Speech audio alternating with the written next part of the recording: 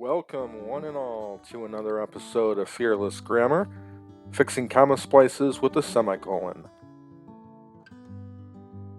This is the third and final in a series of videos on how to fix comma splices. Please check the description below for links to the other two.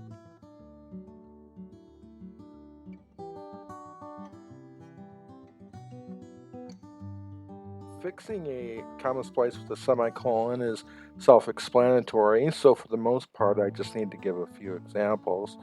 One thing I will say is that the most accepted way of using a semicolon is to use it with two short independent clauses that in terms of content are pretty closely related, like so.